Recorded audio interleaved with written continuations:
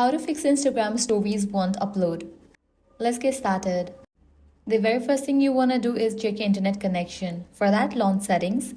Navigate to the option Wi-Fi. Click on the Wi-Fi network you are connected to. For this network, you will first restart your router and then rejoin it. Then you can head back, switch between network, Wi-Fi and cellular data. Likewise, enable for the option airplane mode. Wait for a few minutes and then again disable it. With this, you might be able to upload this story. Next thing you want to do is resize or reformat this story. Use default camera or try compressing large videos. Make sure the file is not corrupted or too large.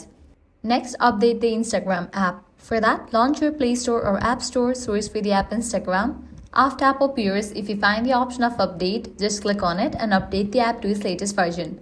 With this solution, your problem might be fixed.